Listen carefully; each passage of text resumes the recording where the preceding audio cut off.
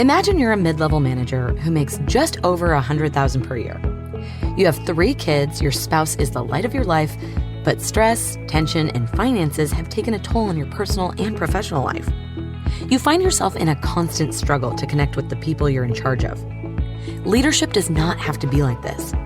If your life is like this, we invite you to join Corey Jahnke in the Successful Thinker podcast as he shares simple, real-world, and easy-to-implement solutions to becoming a successful leader. Get ready to harness the power of the human mind and amplify your success. Here's your host, Corey Jahnke.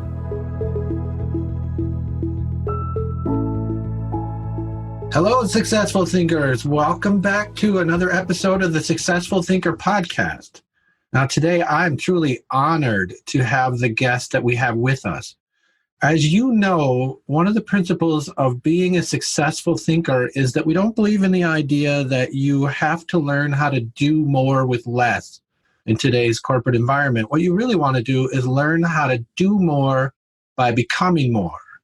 And this person's named Tracy Hazzard, and she has really put it out there as to how a person can be a lot of things to a lot of people by leveraging the people that she works with and the people that work for her and systems. She's really great at helping set up systems that make a person like me, for example, able to have a podcast. Tracy is an Authority Magazine and Inc. columnist and the co-host of the top-ranked podcast, Feed Your Brand, which is one of CIO's top 26 entrepreneur podcasts. Product Launch Hazards for Inventors and E-Sellers, WTFFF, 3D Print Innovation, and the Blockchain Venture Exploring podcast. The New Trust Economy recently featured on Larry King Now with a constant stream of content and products from her Brandcasters Authority platform, which is called Podetize. And I use Podetize myself, and I'll tell you, they've really put together an awesome system here. Tracy influences and casts branded content and $2 billion worth of products and innovations all around the world.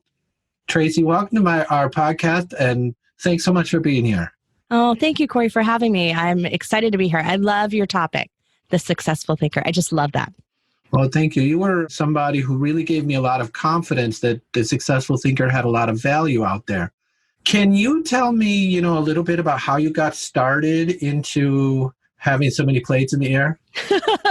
I don't know if I ever just got started or I just was always like that from birth. I think that, so I'm going to admit this on air. My father will probably hear this and laugh, but from a young age, my nickname was Tracy Do. And the do part was because I would be saying, no, Daddy, Tracy Do. Like I was always doing stuff.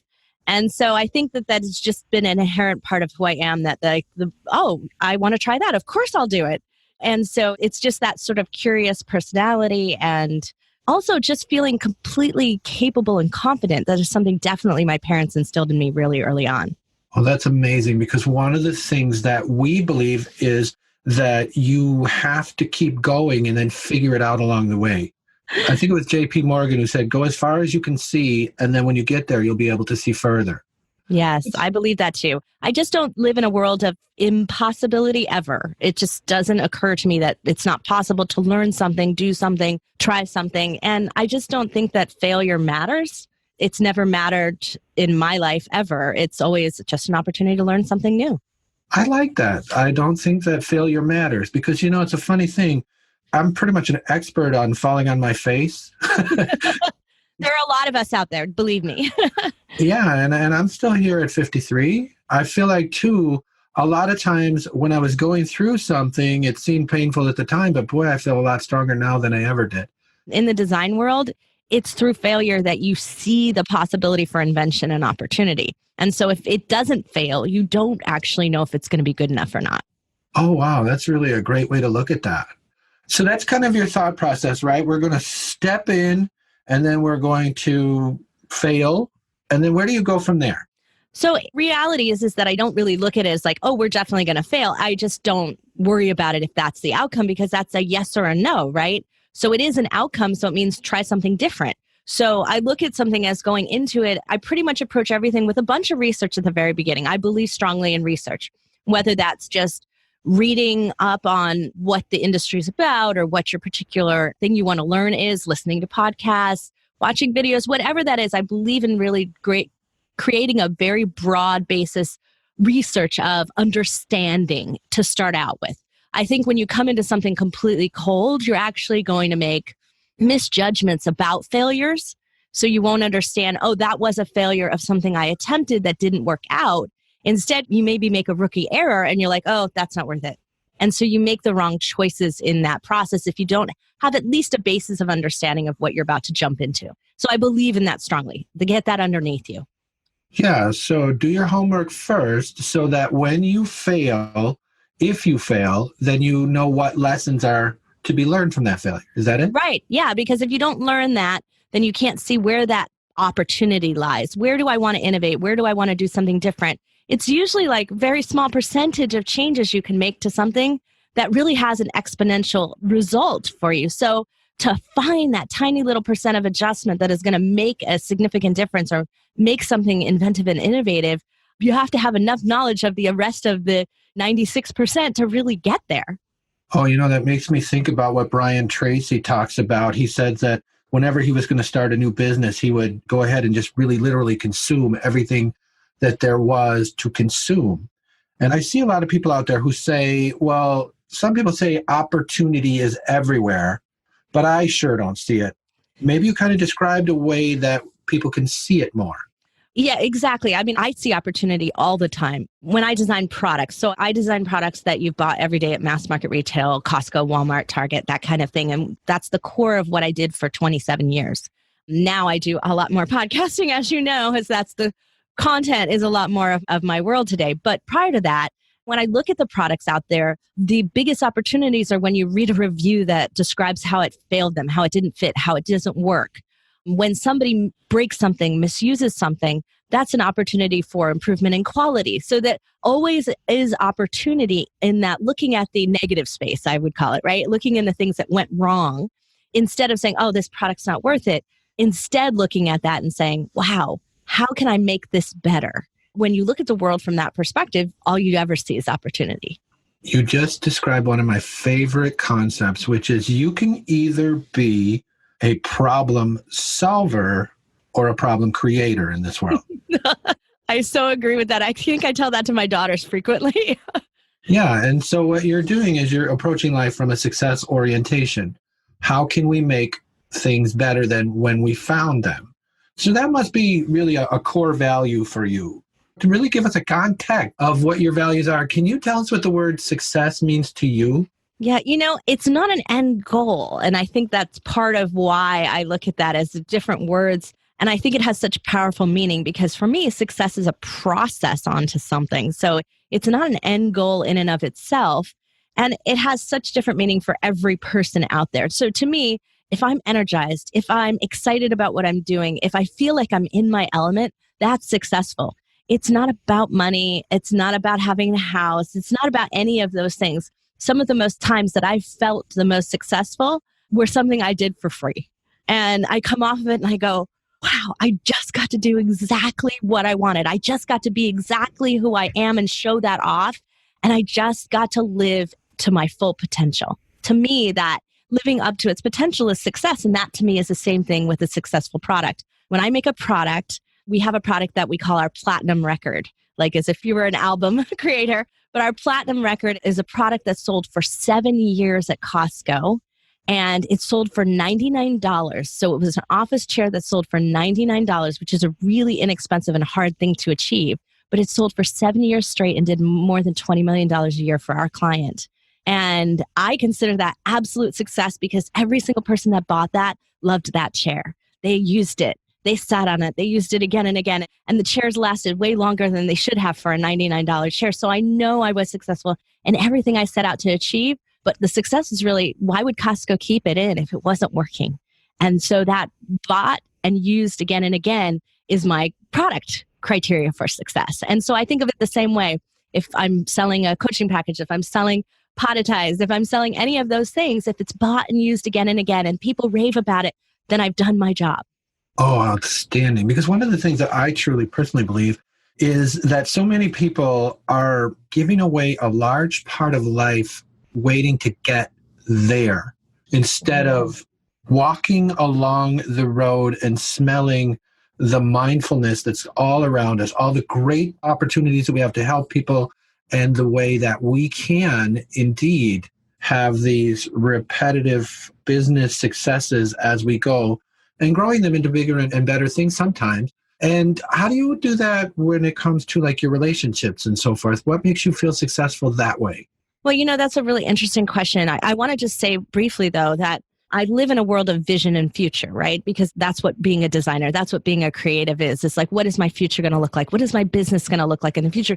So I do live out there as a visionary. And it's really important, though, as a visionary, to make sure that you don't miss the present. Because when you miss the present, you don't serve people well. You don't deliver today. You're like, oh, I'll deliver that tomorrow. Right. So I always want to do that. So that I think translates into my personal life really well because I've got kids. I've got a puppy. You cannot afford to not be present with them, right? They don't allow it.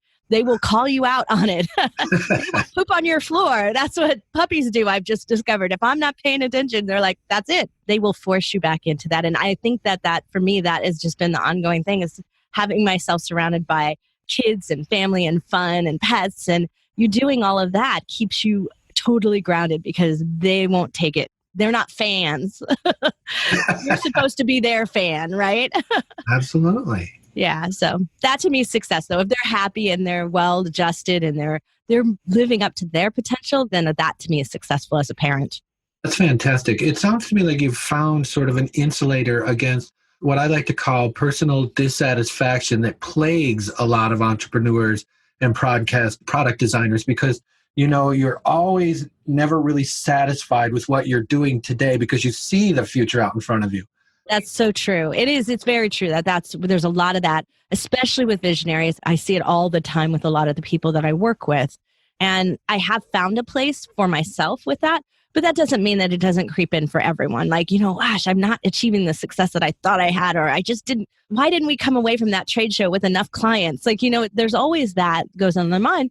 But instead of delving into that, what I like to do is just look at that and say, okay, so that was the result. Now, what was the missing piece? What didn't happen? What can I fix next time? And when you live in the opportunity of adjustments, of fixing, of flexing, of pivoting, of doing whatever is necessary to improve, so continuous improvement, and that's the world that I like to call it. That's what we do with products. We're always improving the product. It's never done. And when you live in that with yourself as well, you look at that. It's just an opportunity to improve. Oh, that's beautiful because that keeps you sort of pulled back from the future into the now with an eye going forward. That's right. Oh, that's wonderful. So how do you go about strategically setting up then, say, the next 3 months, 6 months that way? We're big planners here. Hope is not a plan. It's kind of our family motto, our business motto. We don't believe in just hoping that things will work out. So it requires a plan. Now, does that mean that you're going to stick to that plan and it's so narrowly defined and all that? No, we also believe in constant adjustment. But if you don't plan things, if you don't think about that, then you may miss opportunities. You may not have the cash flow you need. Your business may not be sustainable. And so if you're not continually planning, so we plan on a quarterly basis, we plan on a yearly basis, and we plan for 3 years out. We try not to go beyond that because too much changes in industry and technology today. Lessons more than 3 years. It's just not achieved. It's just conjecture. Absolutely. And one of the things I think that I've noticed that the Podetize team does a very nice job of is statistical analysis or keeping an eye on what are the actual results. Is that something that you focus on? Yes, but the number's different for everyone. And so that's really where you can't just say, oh, my podcast is statistics. So I have a brand new podcast that started called The New Trust Economy. It's on blockchain.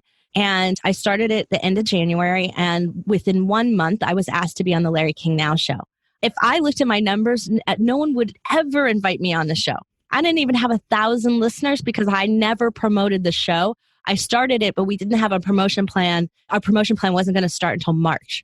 We were just in a way pre-launching. But I happened to interview a guest who was going on the Larry King Now show, and the producer saw it and said, oh, let me invite her. We need a woman on the panel. And her interview was very insightful. So let's invite her on. And so that's how I got it. And so I look at success as a different model. If I look just at my numbers, that wouldn't mean something to me. That wouldn't have a direct effect on my business, on the publicity, on the things that were really important to growing my brand and growing who I am. So it's different for every person. And that's really where we get to these statistics and numbers. Yes, it's important to pay attention, but I think you got to know your one thing, the one thing that matters most to you and to your business. Brilliant. You got to know your one thing. Now, that's a tremendous, tremendous thought, because one of the things that you've kind of architected for me already is what successful thinker Seth Godin talks about, which is the idea of shipping. Mm-hmm. So what you did, the way I understood you, is you shipped this show, trying to figure it out as you go. And all of a sudden, an opportunity presented itself that you never thought, at least probably never thought, was going to be there. That's right. And in a way, that sometimes that's what a show is for. When we originally first started our very first show, it was an experiment. And I treated this one the same way. It's a learning journey for me. So I have been working in the blockchain for only about 10 months, maybe 8-10 months, somewhere in there. But it's part of a future plan, part of the 3-year plan for our Podetize business. So I'm in a knowledge gathering way. And so what I found was a fast way to gather knowledge is to interview people, right? To pick their brain, to get to know them. And I can serve them as well by giving them publicity because I know how to do that. So by providing a service and getting an opportunity to talk to someone who's I'd like to learn something from, that's my extensive research. That's my deep research. And so it's beyond just the general knowledge now. I'm going deeper into understanding how can I now take this and utilize it? Who should I model? Who knows what they're talking about? Who could I use? How can I build my team? And how can I get the answers that I need for this long-term vision future that I have that I believe is going to be the right thing for me? But I also have to adjust and learn whether or not that hypothesis is true. Is this going to be right for me? Is this going to be right for my business? And is this going to be right for my clients? So that's what it is for me. So that's why I never considered or worried about the number of fans or listeners, because it was really the experience of doing the interview that mattered to me the most. You know, you just did something that I think is a wonderful quality of successful thinkers. Not once did you say, I asked myself, how much money could I make from this? Oh, yeah, never. You know, that's not a first thought ever in my brain. The impact is a great word because unfortunately, a lot of people, that's where they're going. How much money can I make from this? And obviously, you could probably speak for hours about how it always takes 5 times as long and 10 times as much money. And if that's your goal point, you're not going. Right. Well, you know, it's not like I don't pay attention to the money and the numbers and the margins and things like that. I always do, because you can't launch a product into the mass market retail world and lose money. That's ridiculous. You'll never be able to sustain that very long. So my goal is always to make a sustainable business, make a sustainable product in terms of revenue, right? In terms of cash flow. So that requires understanding, like in products, you have to have a 70% margin. Most people don't reserve that much. They think if I make 50% on my money, I'll be good enough. Yeah, but that doesn't allow you growth. It doesn't allow you lag time for how long it takes retailers to pay you. Like, I know that data deep down. I know those financials and those numbers. So they're there and they're inherent in an evaluation of whether or not something is going to work or not. But at the end of the day, if the market's not going to pay it, if it's not worth that value, then it's a no-go. Just don't do it. And but that's because not enough people are going to be able to buy it or access it. So it is an impact decision, not necessarily just a financial one. Am I going to make enough money off of this? No, it's thinking about, are enough people going to use it, buy it, be able to use it, and be happy with that and not break the bank? And so thinking about that is the way that I look at it. I think that's just really wonderful, because what you're talking about is how can I use what Bob Berg calls the second law of the go-giver, which is really about how many people can I serve, adding more value than it costs to produce this product. And so that's a tremendous thing. And what the audience isn't seeing is your amazing smile when I talk to you about the value. And when you're talking, you're just really into the person. I feel like you can visualize that audience. Is that a picture in your head, or am I misinterpreting that? No, I'm always thinking about the audience, whether I'm writing or I'm speaking or on a stage or I'm talking on a podcast. I'm always thinking about that person that needs this message the most and how can I reach them. So I'm actually, before I come on your show, I think carefully about your show and I do some research and I listen to your show because it matters to me that I understand and am serving your audience, not mine, not the person I want to connect with, but your audience, because that's my job here. That's my role, to come on as a guest and serve you first. And if I do that, it always serves me. And I mean, it attracts the right people. And so I'm always thinking about that. But I'm also thinking about, like, if I say something here that impacts somebody and they take that and they walk away and they make a change in their life, that has a ripple effect out there. And so most people, so narrowly defined as I have 1,000 listeners, I have 10,000 listeners, right? That's it. But those 10,000 listeners have 10,000 listeners or people they may impact. And that is always what I'm thinking about, is that ripple effect happening. And if I am only thinking about me, that's a limited ripple. That's a small pebble. That's really great. You know, when we wrote The Successful Thinker, we wrote it about Cynthia. So whenever I'm doing the podcast or I'm writing an email or I'm doing the Coffee with Corey's, in my mind, that's the only person that I'm talking to. Yeah. And, you know, you can feel her waking up today with those issues. And when you do that, that is what gets me through those sticking points. When you're tired and you're frustrated and maybe you had a bad day over here and you want to come into this space. So obviously it takes a lot of energy to be Tracy Hazzard. How do you go ahead and maintain your energy and do self-care with all the things you've got going on? Okay, so my life coach will be the first to tell you that I'm horrible at self-care, that I don't do enough. But, you know, I mean, I run at a high energy pace. That is who I am already. I'm energetic. I'm passionate. It's kind of who I am. But I don't take enough breathing time. As we noted before we were talking, I work late at night. I don't sleep enough either, right? But I have actually worked on that. And that is the number one thing that I've changed in my life in the last, I'd say 2 years. It's been about 2 years now where I changed that, where I was not sleeping hardly at all. And I really had this mindset that I couldn't sleep since a child, that I was an insomniac, and that my brain was running on fast and it wouldn't allow me to sleep. And then about a little more than 2 years ago, I started transcendental meditation. And when I did that, within 20 minutes, I felt like I completely fell asleep there. Like I was like, wow, I shut my brain off completely. And so I said to myself, that's no longer an excuse. If you can shut your brain off in 20 minutes, then there's no reason you can't shut your brain off for a whole night. That's a bad paradigm you've been setting for yourself. That is a bad mindset. Let's remove that barrier. And from that point on, I fall asleep and I go to bed every night. So I sleep nice and soundly. And I think that is the biggest change in my self-care that has happened for me. And making time for my family, that's more important to me. And while for a lot of people, that's a drain on your energy, like, you know, it's hard to be a mom. But I look at that as that's what actually re-energizes me. And so if I have a choice of my time, I'd rather not sleep, not meditate. I'd rather spend it with my girls. So, you know, hey, that's a choice that I'm making at this stage because I don't want to miss a minute of their time when they're this age. So my girls are almost 10 and almost 5. And my oldest one is 24. So. Yeah, that's really great because one of the things that I've seen in the pharmacy is people who are now actively involved with their grandchildren because they just plain missed it with their children. They missed it. Yeah, I hear that all the time. And I have loved how active my parents are as grandparents. Like they don't miss events, even, you know, like horrible violin concerts, like stuff like that. They show up and they don't want to miss a minute of it. But I also never felt like my parents missed a lot of my childhood either. My dad was a big oil executive and he was busy, but when he was with us, he was present. And I take that as the same model that I want to live here, is that when I'm with my kids, I'm there for them. I'm not still working. I'm not on my phone. I'm listening to what they have to say and we're spending quality time together. That's relaxing.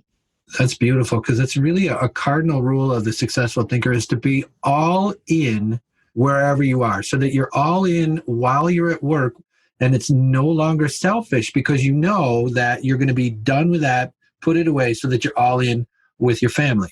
That's right. And, you know, I think that most people skip out on one of the very first people I interviewed for my column in Inc. magazine was John Assaraf. And I asked him this question. I was like, John, my brain is really, really crowded and busy.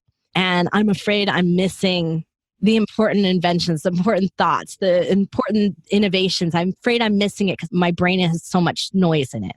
And he said, well, do you hear your ideas? And I said, yeah, I do. They come above the noise. And he said, well, then you know how to listen with your brain's level of noise. Every brain is different. And so as long as you hear it, as long as you're still hearing it, doesn't matter how busy your brain is, doesn't matter how busy your life is, as long as you still hear it. And so I think when you take those breaks, when you're spending time with your family, it allows your brain to kind of shift. And then almost immediately after, when I sit back down to work, I'm like, oh, there's that thing I couldn't work out. And it just gave it that opportunity to wash that through where I was putting too much processing into it. That's fantastic. One of the best ways I solve problems is take a shower or go to the movies. Yeah, a lot of people, it's the shower. I agree with that one. And I think you just said it. A mind in tension and a mind in stress really doesn't function at its highest ability. So I think that's wonderful. I wonder, though, at those times when you get really stuck, how do you find the resources or the people or the things that you need to do to keep going? Well, I'm really the luckiest woman on earth because my partner is my husband and he's always there and we have great mind share. And so whenever I'm stuck, I know that he will be able to pick up and help me see a new perspective.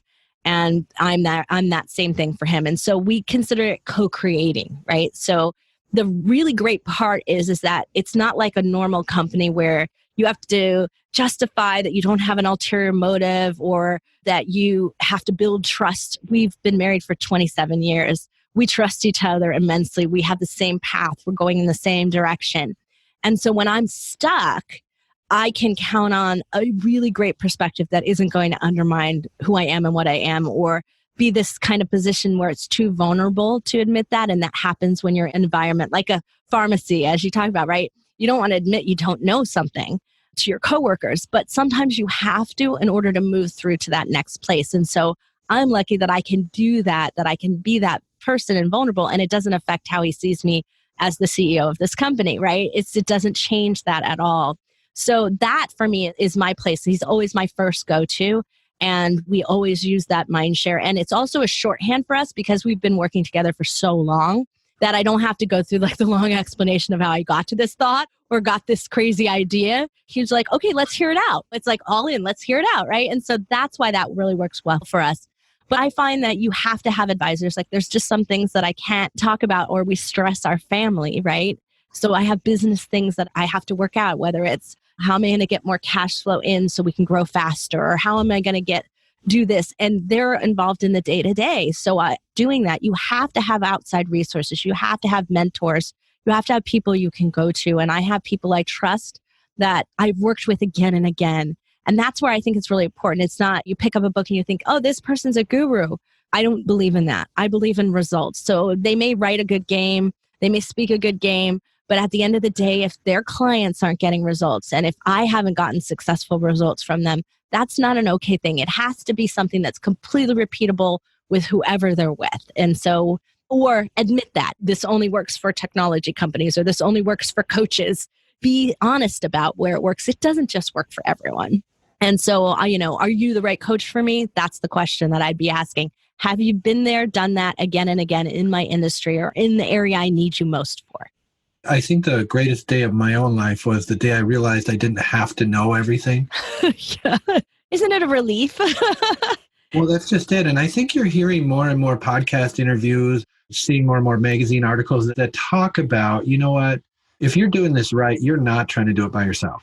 Yeah. I mean, that's where my podcast Product Launch Hazards for other product launchers is to point that out. There are 25 experts and plus 4 new people I interview every single month that they may never have heard of before. Like we just did an episode with South American sourcing. I have never sourced a single product in South America. I learned something on that call. And so when we expose ourselves to these other people who are doing other things, we start to see, wow, there's so many rookie errors in doing it yourself. There's so many problems that come up with not seeking advisors that the right advisors are accelerators. And time, especially in this marketplace, timing for your products, timing for your services, timing for your content, like all of those things are essential. If you're not getting it out today, your opportunity might be missed tomorrow. Absolutely. And, one of the things that happens is that when we realize that we're a player on the team, we're able to keep our own value front and center. Yes. So, like for me, I work at this hospital with these incredibly smart young pharmacists that are so good at clinical pharmacy that it just about makes me wonder why I'm even in the room. But then there are times where they'll call me and say, okay, we've got this lady and we need you to talk to her because we don't know what to do with her. So it was a while before I really realized that when you take that into any business and just realize that, you know what, if I'm okay with my talents and I'm okay letting them complement my talents because they have these talents that are weaknesses, then you come to find out that everything works like that. There's always somebody that loves to do Excel spreadsheets. And, That's right. and so using those people actually does a couple of things. What do you think those things are? So it's an interesting model. So I like to live in both places where I am an expert, right? Obviously, and I can add a lot of value to people and provide that. But I also like to live in a place where I'm learning something and I'm putting it into perspective. And that part of it was why I did start my blockchain podcast, because like I said, I was learning, I was experimenting. What I do know that I'm good at is asking good questions. And so as you ask good questions and you start to frame that into the mindset of how can I be of service? How does this apply? How can I utilize this? What you find is that ability to take these pieces that other people are so great at and put it together into a package that just makes a wonderful product, a wonderful system, a wonderful company. When you look at that, or even a wonderful book and viewpoint, right? When you look at that all together, that in and of itself is an amazing skill set. And so being able to assemble the right teams and build all of that is of a higher power than actually having the skill itself.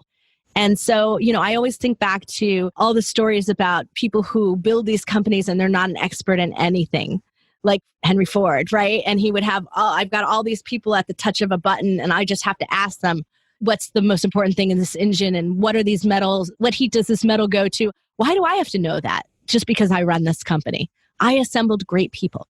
Oh, brilliant. Brilliant. Because one of the things that a lot of people struggle with is delegation. Mm-hmm. Yep. And I find through my experience, and I wonder if you will agree with this, that when you delegate, you actually empower. If you do it right. If you do it right, you empower. And that's hard for a lot of people to learn. Look, a lot of us are control freaks about stuff, right? And only we can do it right. And I find that the businesses that are the most cash strapped or they have hard cash flow cycles, right? Where they go up and down all the time. They get freaked out about that. Like they can't hire accountants. They're afraid to expose themselves is really what it is. They're afraid to be vulnerable and have somebody else solve a problem for them. And that's where empowerment happens when you say, look, this is where we are. This is our challenge. And I'm trusting you to find solutions for us. I'm trusting you to find a path. When I brought Alexandra, my oldest daughter, into our business, I was worried. I was worried we weren't going to get along like her dad and I get along, that we were going to have a lot of issues in the office because our brains are very similar. And so I thought, but only very similar on the system side of things. But I found that when I empowered her and I trusted her, she went to town to a depth that my brain was not capable of. And that was the brilliance of it. She took us and accelerated us a year ahead of where we could have done because I empowered her and I trusted her. And it gave me an opportunity to expand all the things that I could work on and all the things that I do. So if you think that you're giving away something by delegating, it's the wrong part. It's the wrong way to think. Instead, you're going to get something. You're going to get an opportunity to expand your bandwidth in areas where you're brilliant, and you're going to give someone an opportunity to utilize the bandwidth you had in ways that they're brilliant. And they will find expansive ways for you too. That's how I always look at it. It's a give. I'm here to tell you that was a brilliant decision on your part, because your daughter, Alexandra, is one of my all-time favorite people. I so appreciate that you have been such one of our fans, because you see the brilliance like I do. And it's really great to be able to send an email to a person and hear back that she gets everything you're saying, and even though you probably only sent half of what you were saying. Yeah. So I think another thing is that when you're doing that, you're freeing up your time to do something that you can really do well. So for instance, I live in the Arctic Circle, and we have created a record of the most amount of snowfall in February in Wisconsin in like the last 100 years. Yeah, so, I saw the weather there recently. I think you guys were getting like snow bombs. Like it looked crazy. You've never seen anything like it. It's really, really wild. And I normally don't talk about the weather, but the reason I bring it up is this afternoon I will be writing a check to the man who took care of all of that for me. And a lot of people I've seen out in their driveway for hours and hours and hours on end to write that check. While he's doing that, you and I are doing this, and hopefully helping exponentially more people than I could have if I was doing it in my driveway. Do you run into that kind of thing in business in any kind of... Well, Tom and I ran into that really early in our relationship. So we were both working for other companies. I worked for Herman Miller, the office furniture manufacturer out of Michigan. And I was doing a lot of traveling, and I would come home on a weekend, and he was working out of the house because he had his own business designing, and he was successful at it, but he was working all the time. And so I'd come home and the house would be a mess. And it would be like, we're going to spend our weekend cleaning toilets and vacuuming floors and stuff like that. I looked at him and I said, we're not going to stay married if that's the way things are going to go. Like, this is not going to work for us. And so from that day forward, we hired a cleaning service. And it was hard. I mean, back then, I think I made $38,000 a year. Like, I made hardly anything, and we could barely afford the cleaning people. But it was sanity and time together. And we learned that lesson really early on, how critically important it is for us to preserve time for the things that we really value and for the things that we can be amazing and excellent at. And so that's that first time. And when you realize, yeah, you're spending money, but you're getting back time, and that's way more valuable. Outstanding. Well, I got to tell you, I would love to talk to you probably now for the next 4 hours or so. But in fairness to your time and to the time of our listeners, we're going to end for now. But I was wondering if you could give the successful thinkers one really great takeaway. What do you think that should be? So I think we get caught up on the idea that we need to be successful, and that's not necessarily a need. Like, I don't think God put us on this earth, or Mother Nature, whatever you believe, right? I don't think that that's why we're here, is to be successful. We're already set up to be successful. That's inherent in who we are. What we need to think about doing is living up to our full potential. Are we using all of our gifts? Are we exploring everything we can? Are we expanding ourselves and the people around us? And when we approach it from that perspective, then we are living up to being successful. And so looking at it as the opportunity to do more, be more, as you put it at the very beginning. I wake up every day and there's a to-do list. I'm showing you my to-do list. It says get things done at the top. It's a little more polite than my normal list, but it's short, as you saw that. There's only like 10 things on that list. Actually, there's like 9. But the next page of it is my to-be list. Who do I need to be today? And I need to be powerful. I need to be present. I need to be whatever that is. But when you put yourself in a mind of how do I need to be, all those other things happen and success just comes. Fantastic. Tracy, how can people find you out there in the world? So you can find me so many places. So I'm going to say if you Google Tracy Hazzard with 2 Z's, you will definitely find me. LinkedIn is kind of my preferred. So if people want to reach out to me and just want to stay connected on LinkedIn because I post the most there. So you'll get more of who I am and what I'm sharing. But from there, you can find my columns and my podcast. You can find all of that. So that's also an easy place to start.